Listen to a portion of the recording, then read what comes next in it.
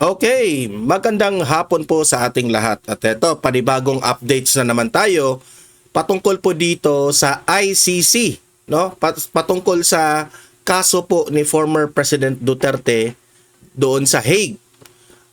Ang defense team ni former President Duterte ay nag-reply na po dito sa prosecutor. Ito po ay ipinagdasal natin kasi po malaki po ang possibility na wala na pong jurisdiction ang ICC dito kay former President Duterte. Ipapaliwanag ko sa inyo ang mga detalyadong naganap dito sa ginawa ng defense team ni FPRRD, which is nung binasa ko talaga namang may point ang defense team o itong lawyer ni former President Duterte. Okay? Mamaya ipapaliwanag ko yan sa inyo in layman's term kasi meron sa atin ditong mga nanonood sa mga audience na yung mga termino po ng mga sa kaso, sa mga abogado, sa mga lawyers, medyo nahihirapan tayong i-interpret. Ngayon, I will do my best para ipaliwanag sa inyo ang patungkol po na malaki po ang chances ni FPRRD na wala na pong jurisdiction ng ICC. Okay? Mamaya ipapaliwanag ko yan. Pangalawa nating pag-uusapan itong si Attorney Torion na nagsalita na po patungkol dito sa status ni Senator Bato de la Rosa. Ito ngang umuugong na balita ng ICC na meron na raw warrant of arrest. At nabanggit dito ni Attorney Torion na ano ba itong si Rimulya? Parang spokesperson na ito ng ICC, di ba? Ombudsman ka, hindi ka dapat mangingialam sa mga istorya na kagaya nito. Kasi bilang isang ombudsman, dapat neutral ka sa mga away politika. Okay? So, yun po, sablay po itong si Rimulya. Mamaya, pakinggan po natin mismo ang interview na yan, kung anong sinabi po ni Attorney Torion. Okay? Pero guys, bago ang lahat, help me po muna na i-like at saka i-share itong video na ito para guys, kakalat ito sa taong bayan. Okay? Sabay-sabay muna tayong mag-like and share sa Donmar TV. Itong video na ito, like and share. 1, 2, 3, go! Okay, naka-like and share na ba lahat? And also guys, sa mga bago pa lang dito sa aking channel, mag-subscribe na po kayo para lagi kayong updated sa ating mga balita. And at the same time, yung mga cellphone ninyo, ma-notify yan kung meron tayong breaking news, bagong uploads, o kung nagla-live ang ating channel. Ma-notify kayo lahat dyan. Kaya mahalaga po na mag-subscribe tayo sa Donmar TV. 1, 2, 3, go! Ayan, nakasubscribe na ba lahat? Okay, so, eto simulan natin. Ito yung lumabas kanina na lumabas itong update kanina sa website ng ICC. Okay? Lakihan natin. Ano bang nakalagay dito? Yan. Appeals Chamber. Okay, ito po ay written in English. Situation in the Republic of the Philippines in the case of the prosecutor versus Rodrigo Roa Duterte. Defense request, ito yung title public defense request for leave to reply to the prosecution response to the appeal brief on jurisdiction. Kasi po nag-apila po yung mga biktima, okay? Patungkol po sa usapin na jurisdiction over former President Duterte. Hindi pa ito ang main na kaso Ang pinag-uusapan pa lang dito, ang argumento is may karapatan ba ang ICC na maglitis nitong kaso nitong si former President Duterte. Okay?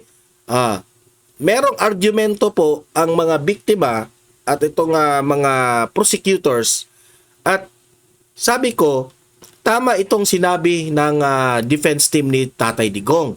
At malaki pong chance, bakit ko ba nasabing malaking chance na papayagan ito ng ICC na mapawalang bisa na itong kaso na ito kapag para kapag ma-proven na walang jurisdiction ng ICC sa Pilipinas at kay Tatay Digong. Okay? Ito po yung main na explanation dyan. Okay? I-explain natin para sa mga nahihirapan na umintindi dito sa kaso na ito ay malinawagan natin. Okay? Ito. Sabi dito lakihan natin. Former President Rodrigo Duterte's lawyers, okay, erase muna natin ito. Yan. Former President Rodrigo Duterte's lawyers are asking the ICC Appeals Chamber for permission to file one more reply. Okay, so sila po ay humingi ng permiso para mag-reply sila doon sa apela ng kabila, no? They're basically saying, ano bang sinasabi ng defense team ni Tatay Digong? The ICC prosecutor brought up new arguments that we didn't expect. So we need a chance to respond. So hindi po nila in-expect na meron pong bagong argumento na dapat nilang sagutin. Ito po yung sitwasyon, okay? To simplify the situation, what is being appealed dito sa mga kalaban ni Duterte. Duterte's camp is appealing the ICC's decision that the court still has jurisdiction over the Philippines even if the country already withdrew from the Rome Statute in 2019. Ito po yung inapila nila, okay, ng kalaban ni Duterte. Na ang explanation po ng kalaban ni Duterte, itong mga biktima ay kahit na raw hindi tayo miyembro ng ICC, kung ginawa itong akusasyon ng mga kalaban ni Duterte ay kung nangyari ito noong miyembro pa tayo ng ICC, dapat lamang na may jurisdiction ng ICC. Yan po ang kanilang argumento sa kalaban ni Duterte. What the defense, Duterte's lawyers, ang ibig sabihin, are saying is that ICC should not investigate countries that already withdrew unless they started before the withdrawal. Ano ibig sabihin nito? Ibig sabihin, ang ICC hindi na po dapat makialam sa Pilipinas. Kasi, sa madaling salita, nag-withdraw na tayo sa ICC. So, wala nang karapatan mangingialam ang ICC sa atin. Okay. So, ang argumento ng kabila, nangyari ito nung panahon na miyembro pa tayo. Yan ang lagi nilang paulit-ulit na argumento na dapat managot pa rin si Duterte kasi ginawa niya ito nung panahon na miyembro pa tayo ng ICC. Miyembro pa tayo. Pero, ang hindi nila naiintindihan sa batas nila ay, remember, nung panahon po ng naganap na miyembro pa tayo ng ICC, walang naganap na reklamo. Yun ang problema Okay, kasi, hindi ka pwedeng, ang ICC raw ay hindi pwedeng makikialam na sa Pilipinas. Kahit ginawa pa yan ng before na hindi na tayo miyembro. Okay? So, nung panahon na miyembro pa tayo, walang existing na kaso o walang existing na reklamo. So, meaning to say, wala. Hindi po pwedeng saka na lang kayo magrereklamo na hindi na tayo miyembro ng ICC. Na-gets nyo ba? Kasi, hindi pwede. Kasi kung ganun ang mangyari, pwede pala ang ICC magfa-file ng kaso kahit kanino. Basta nangyari lang nung panahon na miyembro pa tayo ng ICC. Di ba? Hindi yun pwede. Tapos na tayo Hindi na kami miyembro sa inyo. Hindi na muna pwedeng pakialaman. Kahit nga yung mga time na miyembro pa. Kasi, naniniwala po ang defense team ni Tatay Digong, itong mga lawyers ni Duterte, na hindi mo na pwedeng istorbuhin ang Pilipinas. Unless, kung noong panahon na miyembro pa tayo ng ICC, ay merong nagreklamo. Like for example, miyembro pa tayo ng ICC, tapos merong nagreklamo kay Tatay Digong na kinasuhan si Tatay Digong dahil ganyan, ginorgor yung mga jadik, ganyan. Miyembro pa tayo niyan, pwedeng ipatuloy ang kaso na yan kahit hindi na tayo miyembro. Kasi ang final nila na case is during na member pa tayo. Diba? Naintindihan nyo? Pero ngayon, na hindi na tayo miyembro, hindi po sila pwedeng mag-file ng kaso na ang reason nila, ginawa ito nung miyembro pa tayo. Hindi na pwede kasi wala nang jurisdiction. Okay? Yun ang pagkakaiba. Okay? ICC should not investigate countries that already withdrew unless they started before the withdrawal. Meaning to say, kung merong kaso noon na miyembro pa tayo, pwede. Pero wala Okay? So hindi mo na pwedeng kasuhan. They argue that the ICC only has power if the investigation began before the Philippines officially left the ICC. 'Di ba? Tama tayo, no? May karapatan po ang ICC kung ang investigasyon nung miyembro pa tayo. Pero hindi na tayo miyembro Kahit nga ngayon, sasabihin nila na, mag-file ako ng case ni Bato. Kasi nung time na miyembro pa tayo, may ginawa siyang kasalanan doon, hindi na pwede. Kasi wala na kayong jurisdiction. Unless, if nung panahon na miyembro pa tayo, kinasuhan ninyo si Bato, pwede yan, ipatuloy hanggang ngayon. Okay? I hope na understood ng mga listeners natin dito. Ito, page 2. But in Duterte's case, the official investigation started after the withdrawal took effect. Meaning to say, itong kaso ngayon, itong kaso ngayon ni Duterte, ay sinimulan po itong mga investigation na ito. Sinimulan nila, itong mga kalaban ni Duterte sa Pilipinas, sinimulan nilang magreklamo, sinimulan nilang mag-investigate nung hindi na po tayo miyembro ng ICC. Yan ang problema. Okay? So may point talaga itong mga lawyers ni Duterte. So, they say the ICC has no more authority. Yan ang sabi ng lawyers ni Duterte. Wala na pong authority ang ICC kay Tatay Digong. Okay? The earlier ICC judges pre-trial chamber made a mistake.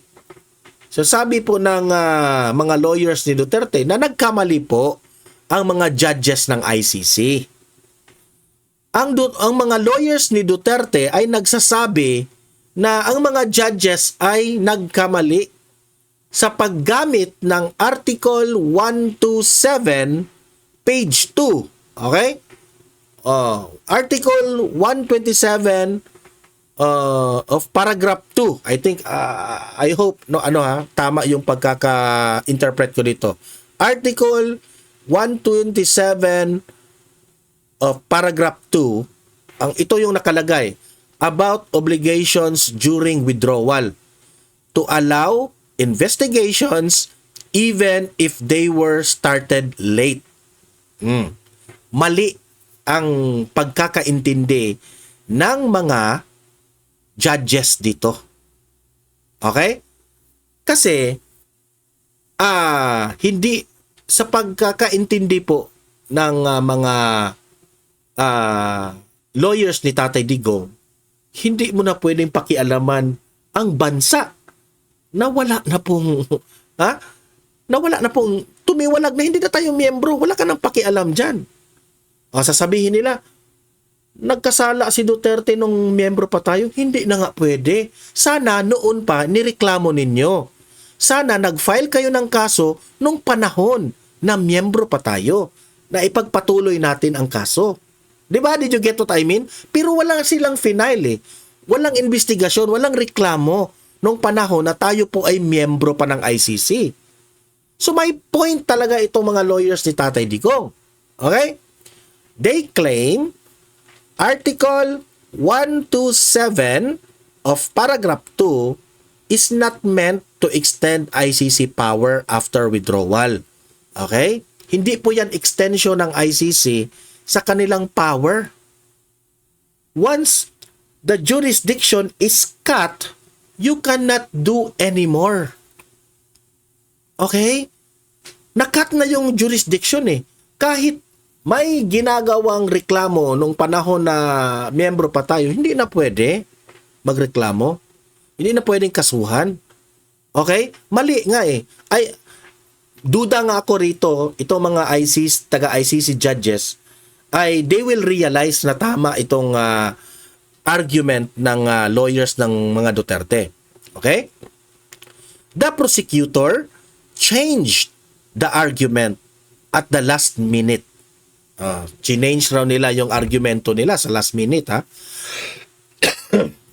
The defense accuses the prosecution o the ICC prosecutor of avoiding the issue they were supposed to defend.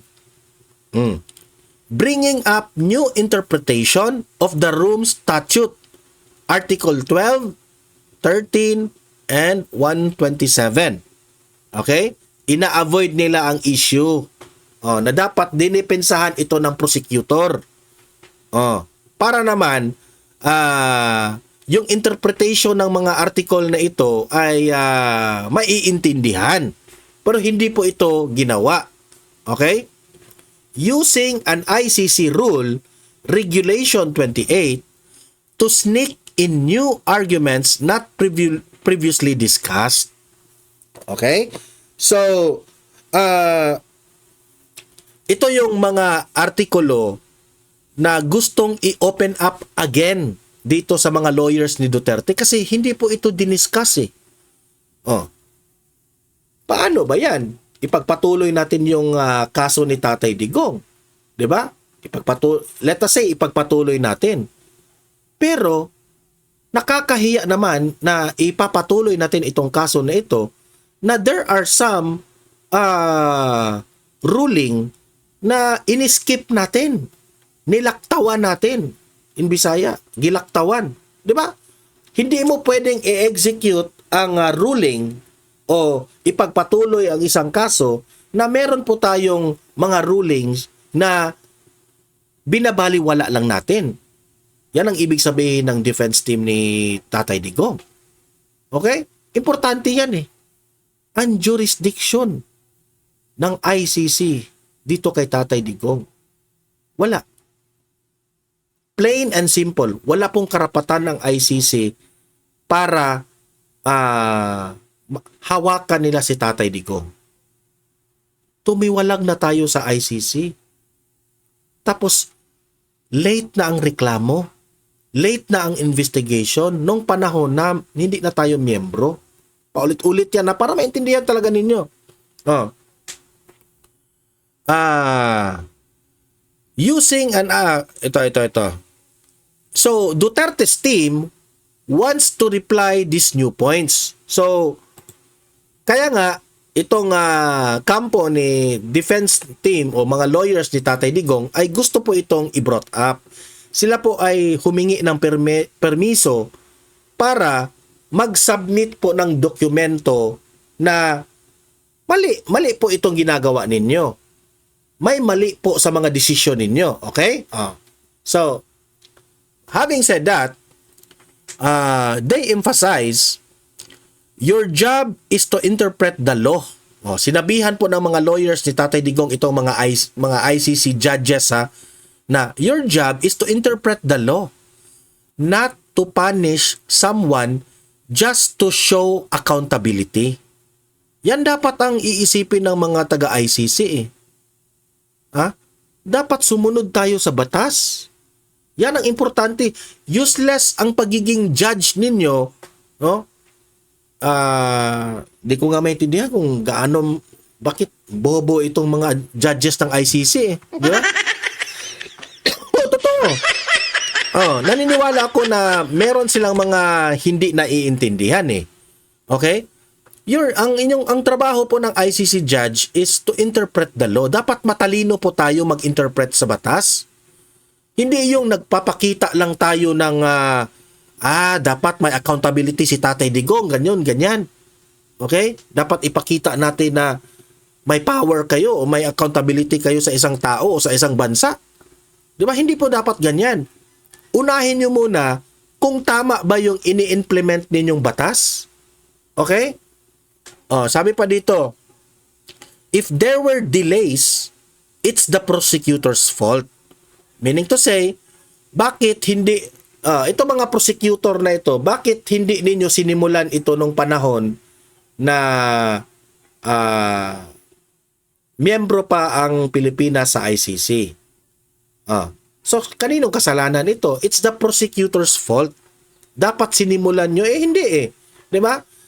Ang mga lawyers rin ni Tatay Digong nagsabi, if the investigation started too late, that's on the prosecution, not the Philippines. Okay? Kung talagang late na, no, hindi na miyembro ang Pilipinas, sa kanila inimbestigahan ito, ang problema po ay nasa prosecutor, hindi po sa Pilipinas. Okay? Kasi nung tumiwalag po si Tatay Digong sa ICC, ang Pilipinas, may reason po si Tatay Digong eh. Number one reason ni Tatay Digong at that time is that gumagana po ang justice system natin sa Pilipinas. 'Di ba? Bakit hindi nyo kinasuhan si Tatay Digong nung panahon na miyembro pa tayo? Bakit hindi nyo kinasuhan? Kahit hindi na tayo miyembro ng ICC bakit hindi nyo inireklamo o kinasuhan si Tatay Digong sa sarili nating justice system? Okay? That's the point. Si Dilima nga. That only shows na our justice system works. Si Dilima nga nakalabas. 'Di ba? Kasi yung mga ebidensya biglang wala na yung ebidensya So the ICC cannot use that delay to justify continuing the case. So meaning to say, kung sasabihin ng ICC na delay lang kasi kami hindi namin kinasuhan nung panahon na miyembro pa na-delay lang kami. Kaya may right po kami na ipagpatuloy itong kaso ni Tatay Digong. Hindi pwede. Hindi pwede. Batas ay batas. Okay? What's the point of making these rules kung hindi naman natin susundin? Di ba? Si Tatay Digong nga sumusunod sa mga batas. So ang batas ay nakasaad, no jurisdiction. Okay? Hindi po nakasaad doon na tumiwalag na tayo sa ICC. Hindi po nakalagay doon na ang ICC ay wala ng jurisdiction sa Pilipinas. Pero meron pa silang jurisdiction sa mga kasalanan, krimen na ginawa na miyembro pa. Wala po nakalagay na gano'n lilinawin natin. Ang nakalagay doon, wala ng jurisdiction ang ICC sa Pilipinas. Plain and simple. Okay? So kahit anong reklamo pa yan, kahit sasabihin mo pa, ginawa ito, ginurgur ito nung panahon na miyembro pa tayo ng ICC, wala na. Wala ng karapatan. Sana nagkaso kayo nung panahon ng miyembro. Kahit pa ilang dekada pa yan, dadalhin yung kaso na yan kahit hindi na tayo miyembro. Kasi na-file na yun Di ba? Pero ang nangyari, wala. Okay? So the ICC cannot delay to justify continuing the case. What they are asking for right now, ang defense team ni Tatay Digong, ay to appeal the chambers to allow them to submit a reply. Because the prosecution raised arguments they didn't expect. So, nag-ask sila ng permiso in a professional way na they have to answer these arguments na they think na nagkamali sila. Okay? They need to counter these new points. Okay? Kasi labanan ito ng argument eh. Okay? Para naman makita. In public ito eh. Nakikita natin ito eh, lahat. Tayo dito sa Don Mar TV, ina-explain ko sa inyo para alam ninyo na bakit malaki ang chance. Hindi nga chance eh. Malaki ang pruweba natin na wala nang jurisdiction ang ICC. This is not yet decision on the jurisdiction. Hindi pa to, hindi pa ito decision ng jurisdiction, kundi apila pa lang ito. Nag-reply pa lang ang lawyers ni Tatay Digong, ha.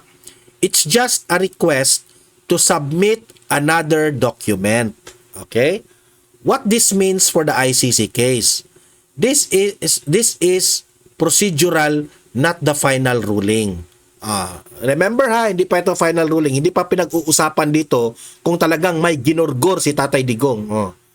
If granted, Duterte's camp will get a final chance to argue before the appeals chamber decides on jurisdiction. Okay? Kung mag-granted po itong reply ng mga lawyers ni Tatay Digong, ay meron po silang chance na mag-argue, okay? Sa appeals chamber patungkol po dito sa jurisdiction. Importante po ito eh. Kasi kapag mananalo po ang argumento ni mga lawyers ni Tatay Digong, wala. Ubos ang trial. Okay? So yun po ang latest updates. Ano masasabi nyo? Is there a big chance na makalabas si Tatay Digong dahil wala na pong jurisdiction ng ICC? Mag-comment sa inyong argumento kung ano ang naiintindihan nyo basing sa ating topic ngayon. Okay? Dito naman tayo sa usaping Senator Bato de la Rosa. Okay? Ito rin. Magaya rin ito eh.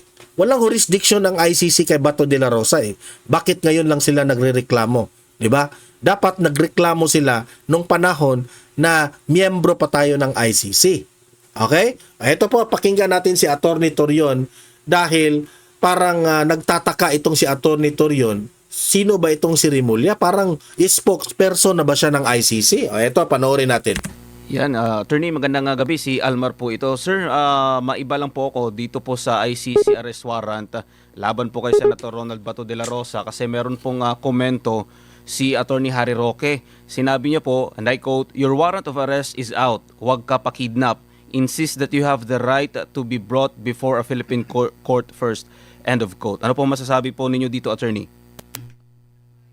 Verified, no? May nagsabi sa akin, nandyan na nga, pero hindi rin ako mabigyan ng kopya. So, ang masabi ko lang dyan, salamat po sa information, pero wala pa rin confirmation. Isang tanong ko lang dyan, kasi yung question on jurisdiction is still pending in the appeals chamber. And it would be incongruous, no? Medyo questionable kung mag-issue yung ICC ng warrant of arrest, yung jurisdiction nila is still under question. So, kaya nga, I'm taking it, with a degree of caution kasi wala naman din akong choice. Kung hindi ko rin paniwalaan yan, baka magkatotoo. Madakip yung kliyente ko, di ba? So, si Senator Bato took it upon himself to protect himself kasi may history na kasi itong gobyerno natin eh. Imagine, pinadakip ang sariling citizen, pinadakip ang sariling national doon sa korting banyaga na hindi na tayo miyembro. At sa na-explain ko na yan, na tayo lamang ang kaisa-isang bansa, no? Na walang procedure, wala tayong legislation to effectuate surrender under Part 9 of the Rome Statute.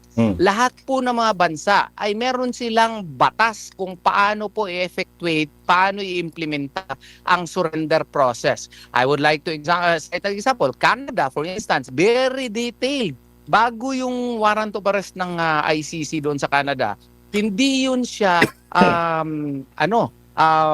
effectual kaagad. Dapat magdaan ka muna ng korte doon and magdaan ng proseso and ang Canadian courts would issue a Canadian warrant of arrest. Ganon din ang proseso doon sa Austria. Sa Austria, idaan din sa kanilang mga korte at mag-issue ng warrant of arrest yung Minister of Interior nila. Ganon din sa Germany. Lahat po dadaan ng proseso sa korte bago magkaroon ng German warrant of arrest. Wala pong ICC warrant of arrest doon na effective kaagad. Hindi sila self-effective. Kailangan pa sila i-transform into a local warrant of arrest. And this is also applicable to 50 other states. Kaya nga, overwhelming state practice po na ang cooperation mechanism ay isa sa batas muna, hindi po siya directly effective kaagad. Tayo lamang ang napaka-unique na country na maski wala tayong batas, sinurrender natin si Tatay Digong. Kaya nga sa pilit kong sinasabi palagi, maski anong English yung gamitin, whether under Article 59 or under Article 89. Pero sana naman mapaparusahan rin itong mga gumawa nito kay Tatay Digong. No? Itong mga government officials na nag-allow ng ICC para kunin si Tatay Digong. Isa na yan, si BBM eh. O sana na, alam ko naman, pagkatapos nitong mapresidente itong si BBM, maraming kaso itong nakabinbin eh. Of the Rome Statute, or whether you will apply Article 8 of the Universal Declaration of Human Rights or under Article 8 and 9 of the International Covenant on Civil and Political Rights, bawal po na hindi dumaan sa court process ang ICC warrant of arrest. Kaya nga po, ginagawa natin dito ngayon, nag-iingay talaga tayo kasi kailangan natin protektahan ng isang Pilipino, ang ating mahal na Senador De La Rosa. Attorney, tama po ba na manggagaling sa ombudsman yung anunsyo na meron ng warrant of arrest ang senador? Hindi po talaga tama yun kasi if you will read Article 11 of the 1987 Constitution, wala yun sa mga duties and responsibilities ng ombudsman. And besides, if you will read Article 87, paragraph 3 of the Rome Statute, yung mga processes po na ganyan, confidential yan. Hindi ko maintindihan bakit nagiging parang ICC sa simulat sa poll, si Rimulya, mali. Mali talaga si Rimulya. spokesperson na si Ombudsman, with due respect to him, Ombudsman Rimulya. Naging spokesperson na nga siya ng ICC. Kasi supposedly confidential yan. Kaya tuloy, nakapag-isip tayo, baka ginawa yun, kaya para matakot si Senator Imagine confidential yan. Bato at natakot na nga. Siyempre, sino ba namang gustong kidnapin at ilagay doon sa banyagang korte? Para yung boto ni Inday Sara sa darating na impeachment complaint na ipafile yung February, liliit na. Correct. Yun tuloy ang iniisip namin. I do hope they will forgive us na baka ginawa ito. Kasi nakaka-apekto ito sa vote ni VP Sara sa impeachment trial. Nawala na si Bato. Tinakot nila si Bato eh. Para magliit yung suporta ni Inday Sara sa Senado. Baka isusunod dyan si Senator Bongo na naman. Si Senator Bongo wala ding choice to protect himself. Walang klarong batas dito to govern surrender. Baka mapilitan ding magtago. Hindi naman fair yan. That is uncalled for. And yung mga taong they will really be judged harshly in history. Attorney, na banggit po Ito talagang si Rimulya, kung titingnan mo yung mukha niya, demonyo talaga. Demonyo talaga. si VP Sara. Meron kasing komento si former Senator Antonio Trillanes na kahit daw maging presidente pa si Vice President Sara Duterte ay hindi niya mapoproteksyonan si Senator De La Rosa dahil daw international commitment na natin yan, attorney. Pataka lang na siya sulti, with due respect to him, pataka lang yun. Si Trillanes, hindi yan abogado eh. Pataka means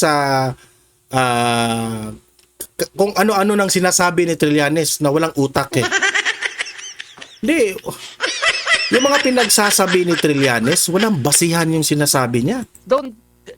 Doesn't he know that even the ICC Judge Prost told us or wrote an article that the surrender aspect under Article 89 of the Rome Statute is a vertical relationship between the ICC and the member states.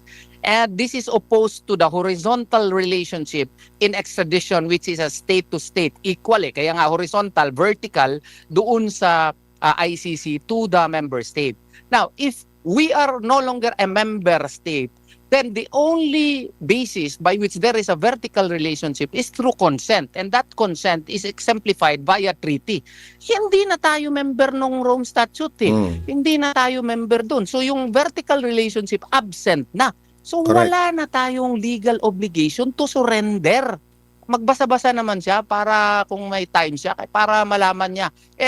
Eto nga, I already cited. More than 50 states have already transformed ICC cooperation mechanisms into local statutes. And as a matter of fact, Germany and France amended their constitution in order to, to absorb the surrender procedure of the ICC under Article 89. Tayo lamang ang walang ginawa. From 2011 to 2019, hindi tayo nagpasa ng batas para ma-accommodate itong surrender process. Di ba niya alam ni Senator Trillanes na under our 1987 Constitution, yung liberty of abode, hindi mo pwede i-violate yan without court order? Di kung dalahin mo siya, doon si Senator Bato doon sa, sa Netherlands, yung abode niya, yung residence niya, effectively changed. Wala pa, hindi man dumaan sa korte. So in effect, there is even a need. Some quarters would even advance the idea that there's even a need for a constitutional amendment in order for the surrender aspect to be accommodated within our legal system. So, hinahinay siya sa pagsasabi. Baka kailangan lang niya mag-study sa JMC Law para malalaman niya itong mga bagay na ito. Ayan, Attorney, at least malinaw. Dito naman po, Attorney, sa isa pang patungkol nga dyan sa warrant of arrest ni Senator Ronald Bato de la Rosa, kasi merong payo si Senator Robin Padilla kay Senator Bato na wag susuko sa mga dayuhan. Meron po bang nalabag na batas si Senator Robin Padilla dito, Attorney? Wala. Because in the first place, there is no warrant of arrest yet. And besides, that warrant of arrest has not been transformed into a local warrant of arrest. Kung basahin nila Article 3, Section 2, hindi ba nila alam na yung warrant of arrest ang probable cause must be personally determined by a judge? Yan yung requirement ng ating warrant of arrest locally. Dito. Actually, talo talaga sila dito sa mga kaalyado ni Tatay Digong kasi marunong sa batas Pero itong kampo ni Bongbong Marcos, mga walang alam sa batas. Nag-iisa na nga lang itong si Rimulya, sablay-sablay pa yung pagkakaintindi niya sa batas. Totoo, di ba? Imagine, isang ombudsman sasabihin na pumayag siya doon sa bending the law ni Erwin Tulfo. That is a disgrace. Meron bang Philippine judge na nag-issue ng warrant of arrest against kay Senator Bato? Wala. So in effect, hindi yan self-effectuating. Hindi yan siya automatically effective dito. I-transform pa yan siya into a local warrant of arrest, probably under Rule 39, Section 48, before it can be made effective here in the Philippines. So, malinaw walang yun, nilabag na batas si Senator Robin Hood Padilla po. At least malinaw po. Attorney, isa na lang po on my part, bago ko ibalik kay partner MJ. Marami kasi sa ating mga kababayan yun, Attorney, na tila parang nawala na ng pag-asa kasi nga, yung administrasyon, kitang-kita nila na ginagamit lahat ng makinarya para idiin, usigin yung mga Duterte at yung mga kaalyado ng mga Duterte. Para po sa ating mga kababayan na meron pong ganung mga pananaw, ano pong masasabi po ninyo, Attorney, sa mga nangyayari po ngayon dito sa ating bansa? Let us continue to pray. Pray to Allah subhanahu wa ta'ala that a miracle would happen, that He will intervene, that something will change for the betterment of our country. Kasi kung wala tayong pananampalataya kay Allah subhanahu wa ta'ala, wala tayong patutunguhan. Tsaka mag-ingay pa rin tayo. Let us assert our rights, no? Hindi lang din tayo mangbastos, no? Kasi kailangan tayo respetado pa rin, kailangan yung respectful pa rin yung mga language natin. So long as we exercise our rights within the parameters of the law, we should do it. And we should always do it and effectively do it without ceasing and without surrendering any of our rights under the 1987 Grabe, no? Ang galing ni Attorney Torrio, no? Constitution.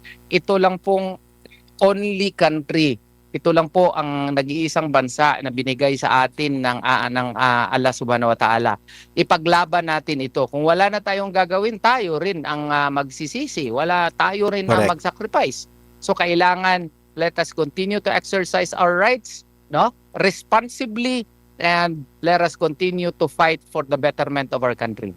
Opo, attorney, last na lang doon po sa inyo Ayan, no? Natapos na yung patungkol po dyan sa kay Bato de la Rosa. Sabi ni Attorney Torion na continue pa rin tayong mag-iingay, magrereklamo kung sa tingin natin mali-mali na po ang ginagawa ng administrasyon, ang gobyernong ito. Okay? Kasi po, kung hindi natin yan gagawin, hinahayaan lang natin yung mga kamalian nila. Di ba?